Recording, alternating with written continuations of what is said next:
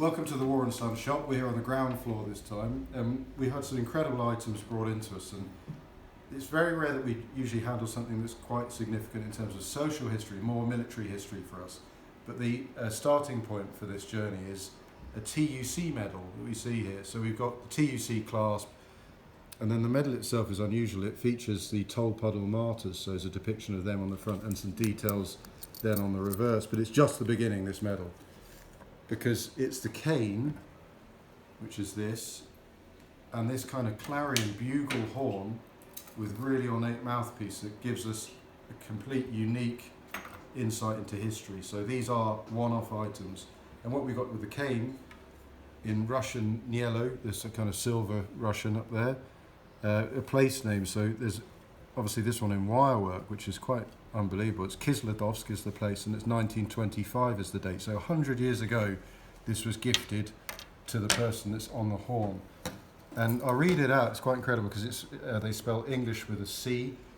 To remember English women delegation, Mary Quaile from Presidium, and then Sovprof SSRG, which is the Supreme Soviet Republic of Georgia. And on the mouthpiece of this quite ornate duck bill, again, the date of 1925, 100 years ago, and the place this time of Tiflis, so that's modern day Tbilisi. So who is Mary Quaile?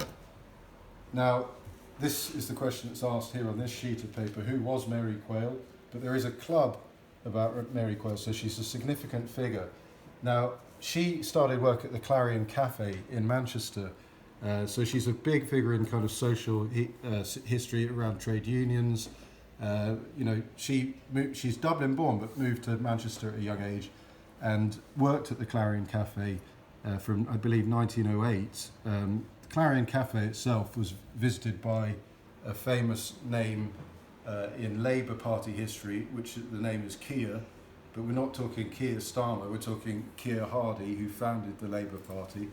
So she would have been working there when he was there. But she was then instrumental in trade union movements throughout her life. But it's in 1924 that she becomes the second female after Margaret Bondfield to be voted onto the T.U.C General Council.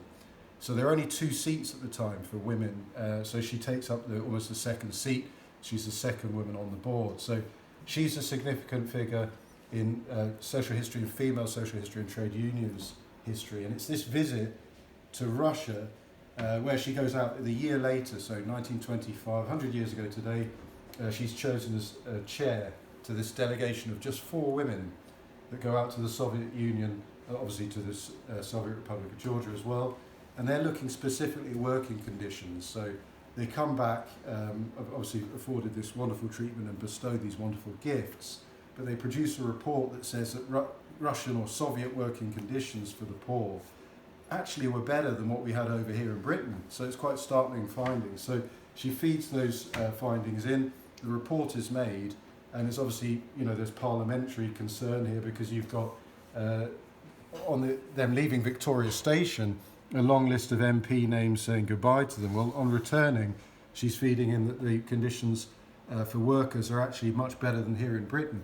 And it's only a year later, in 1926, where of course there's the British general strike, and Mary Quaile again she gives a famous speech in Platfields Park in Manchester, others in London, so she's an instrumental figure throughout the general strike of 1926. So incredibly important lady, incredibly important items in front of us, but we know obviously when we get these that are there any things out there that are similar. We would look into that with the medal. These, of course, are unique pieces, unique gifts bestowed upon Mary herself that bear her name. Now, the People's Museum of Manchester does have a flag on display, I believe, where the Russian delegates of the same meeting, the delegation, were gifting flags with "Workers of the World Unite" on it. So it's a wonderful flag that's in Russian, a striking design. The museum in Manchester, the People's Museum, does have one of those, so the 4 ladies were conferred those gifts. But this horn was for Mary as the head of that delegation, as the chair, a one-off piece, and it's incredible that that's here 100 years later today.